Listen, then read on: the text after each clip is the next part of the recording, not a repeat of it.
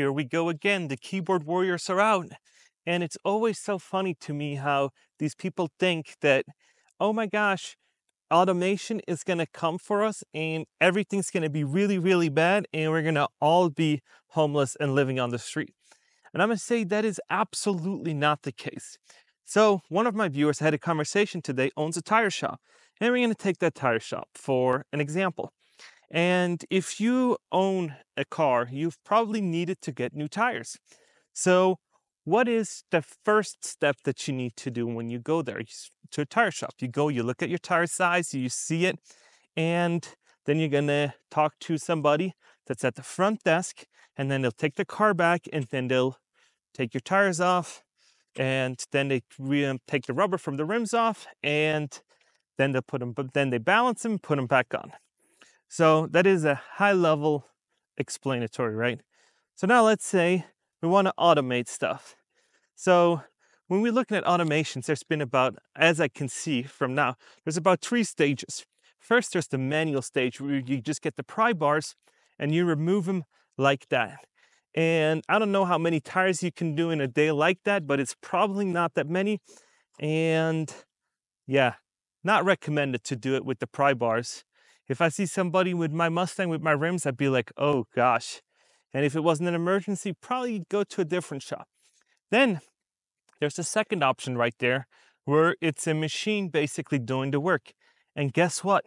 It's automated, but you still need the person. And now we're looking at the third option where it's fully automated like this. And guess what? It's still going to require people. Why? Because you cannot have everything automated. There's going to be a peak efficiency where you're not going to reach another level of automation. You can't just have something like a humanoid robot, at least now, maybe in 100 years, 200 years, that you can just upload like Neo in the, what was that movie called again? Like Neo in the Matrix, where you just upload a little car to it and then it goes out and it just basically does your tires. No, we're not there. We're not there by a long time. So what do? You go to a tire shop and then it will actually do this machine.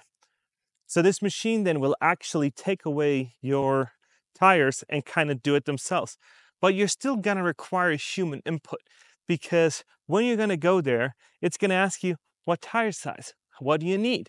And so most likely it's going to be a customer service provider, just like if it's not automated. Then that person's going to drive the car in, and then yes, it's going to be automated. So you don't need that person that's going to pry up the tire with 2 pry bars. No, that's going to be automated.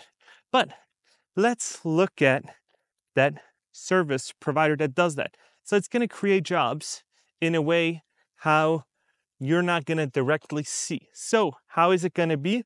So it's going to need somebody to install it. So you're going to need an installer. You're going to need patches, software updates. You're going to need all these other jobs. You're going to need service provider to maintain it and to do oil changes because it's a robot, it moves. It needs to do all these different things. And if you have an iPhone, there's going to be new patches, new efficiencies, new dimensions, wear and tear, and it's going to be another person with a job coming in to do all that. So automation is coming. But now I'm going to show you a video right here from a Chinese port in the province of one of China's freight.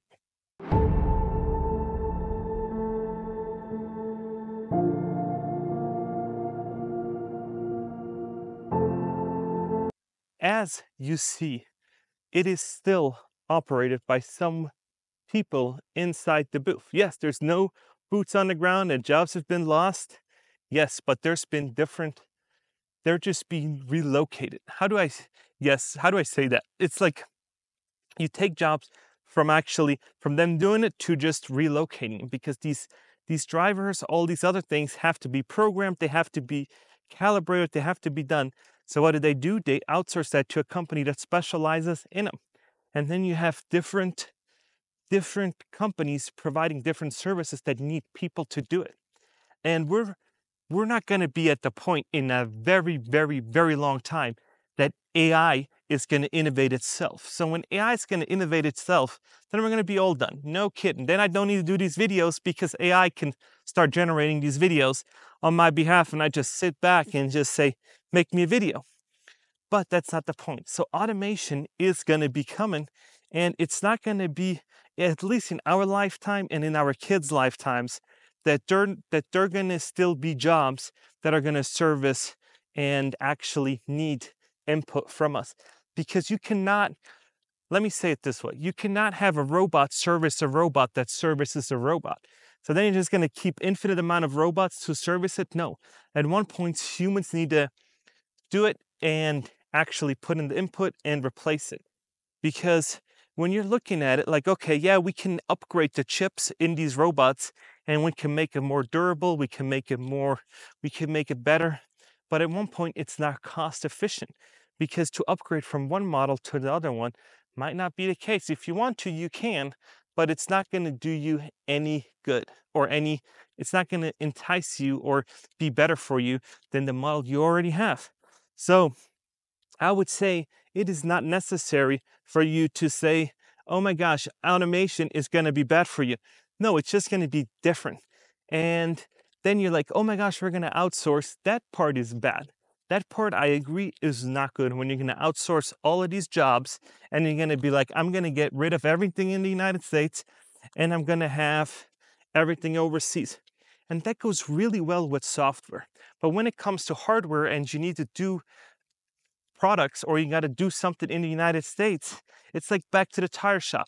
It does not make economic sense for you to, oh, I need tires, so let me go to Mexico and ship my car from New York to Mexico to put on new tires. It doesn't make financial sense. With software, you can do that because software is over the internet and it's over Wi-Fi, so you can kind of get the gist of it and say, hey, software I can do, and I can do it from wherever. But when it comes to hardware, you don't have to do that. And yes, ports in LA are already automated, so that is one part already. So the future is here.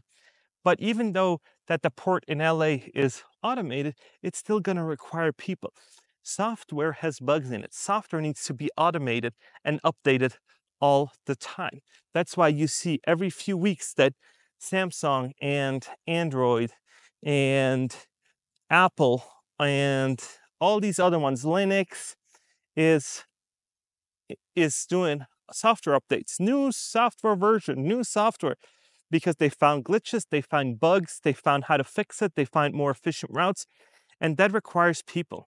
And yes, you can outsource that, but the rest, you can't really outsource. The guy that installs the crane and is going to patch and replace that kind of stuff, no. Can you have a robot do it? Yeah, probably at one time, but not any time near the future. We're just not there. Maybe in 100 years, yeah, but that doesn't have to bug you or me, because we're not going to be around in that time zone, in that time frame where we're going to see all that. And yeah, in one time, we're going to see self-driving cars. Will it be in our lifetime? Maybe when I'm knocking on death's door, I will see it, but most likely not. Probably not in the next 100 years. But it's going to happen eventually. Everything that we're talking about with the medical advancements, with all these crazy things, will happen eventually. When you can dream about it, you can make it happen. It just needs to make economical sense. And when it comes to tire shops, and when it comes to these ports being automated, there's one sweet spot where it's not going to be economical feasible to automate much more. And yeah, you can get, like I said, the parts, but there's a sweet spot, like everything in life, where you want to have it automated enough, and where you still have human inputs, and where you're not going to have any automation, because then you have accidents and you have lawsuits and all these other crazy things. And we are going to be heavily reliant on customer service. And yes, that might be moved overseas or done anywhere, but that's not going to happen in our lifetime.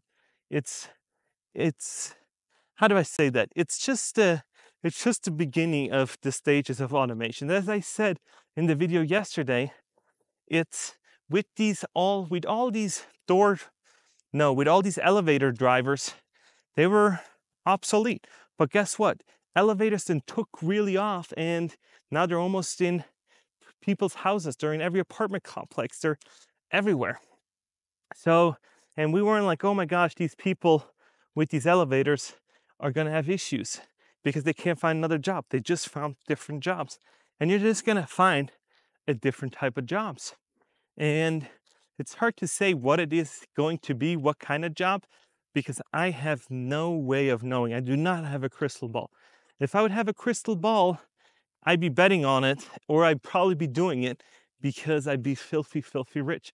But instead, I'm just making these little YouTube videos and watching it with you guys and having conversations with you guys and solving the world problems. So if you haven't, please like and subscribe. I love chatting with you guys and love to keep this going. So like and subscribe. So back to the video. Some things I just think that we are overreactive. We're just like these people in the 1945s where they said, let's organize a drive in protest of all these automations. And then 30 years from now, nobody will remember. Nobody thinks it's a big deal because we've created new jobs. And I don't know what kind yet. Like I said, I have no crystal globe. But there's going to be beauty in all of it. There's beauty in the past and there's beauty in the future. We just need to look at what we want and how we're going to do it. Because when we're looking at all these economical problems, we're looking at everything going on, we just need to find ways how we can find a really, really happy balance of economical sense. It doesn't make any sense to spend $10 to get out 5. It just doesn't make business sense. But if you spend $5 to make 6, now that's not too bad. But if you're going to spend $5 and get 10 out of it, now that's a good return. So now what you guys in these unions are going to do is you guys are trying to protect your jobs. And I get that because you don't want it to be outsourced to Mexico. And that I am absolutely against. Because if you're going to outsource everything to Mexico, then jobs get lost and we can't all feed our families when all the jobs are in Mexico, because then what is left for us? So we got to protect our industries, but with shutting it down isn't the way how you can effectively do that. And some of the things that I've been seeing online about these union strikes have been absolutely bananas, because a lot of you guys are either really happy or really pissed about it. And I just think stuff like automation is coming. There's no doubt about it. AI might be in its baby steps today, but in 20, 30 years, it's going to be pretty decent. And I think everybody's going to use it. And I know people that have not kept up with technology and are in my family that still don't know what an iPad is. And now they need groceries delivered and they still don't know how to use Walmart.com to order groceries. And for us, that is all crazy, right? Because when we're thinking about automation, we're not thinking about, oh, it's going to create a delivery driver, it's going to create people that are going to bring me the food. No, but it will do that. It will then create new jobs of Amazon home food delivery or Walmart home food delivery. Nobody thought about 10 years ago that we can order groceries online and then have them delivered. We were saying that, oh my gosh, we're going to make cashiers obsolete. But now what have we created? We've created people that order food online, and we've created drivers. They're getting paid, drivers, to actually deliver us the food. So we just differently allocated the resources. And so I'm telling people, just stay up to date with technology, see what makes economical sense for you of one of these 3 steps that I showed. And it might be that number 2 is right the sweet spot where you're like, hey, my shop doesn't do that much tires, so let me semi-automate it. And another person in another city says, all I do is tires. Number 3 might be the way to go. And so then you're going to have different towns with different automation levels depending on needs and wants. And so there's not one happy medium, but as I could tell you, it's going to be fine regardless, because we as Americans have it up here. So we can always, always innovate. We're not like other countries that just copy us. No, we're the ones that think about a problem, figure it out, and then we do it. And then what happens is we figure places how we can outsource and do different things. So I'm not too worried about the jobs getting lost. I'm too worried about that these people have not kept up with technology and then can't retrain and can't do stuff on the computer and don't want to be involved in the new way of doing things. And that, I think, is the way of how empires crumble. If the people say, I don't want to get into it, I don't want to learn about it, and then they just stop doing it. So take it from me, just keep an open eye out for it and just try it out. There's nothing worse than just saying, I don't like it, I'm not going to do it. No, get educated on it. Go to a conference and go to whatever your field is. Go to these conferences and see what the new tech is. Because I'm telling you, there's going to be cool stuff coming down the road. I just saw in construction that there's going to be robots that will do sheetrock and do roofs and all these kind of other things. And it's going to create a whole new market and a whole new industry. And it's going to bring prices down for consumers. And it's going to do a whole bunch of good and some bad, because every push has a pull effect, right? So we're going to see what's coming, but I'm not too worried about it as of right now, unless the news really, really changes. And if so, and to end this video, I'm going to tell you, if automation was the best thing and like there's not going to be any more jobs, then why is Amazon hiring 250,000 seasonal workers? Because I'm telling you, we still need human input regardless of automation. And it's just going to create different jobs, less body demanding jobs. And I'm interested to hear what you got to say. And if you want to see these videos earlier, then whatnot, join the community. It's in the link below, so you get to see this. And we're going to host some lives. We're going to do a whole bunch of fun stuff, and it is actually really affordable. So I'll see you in there. And I love you guys. Talk to you soon.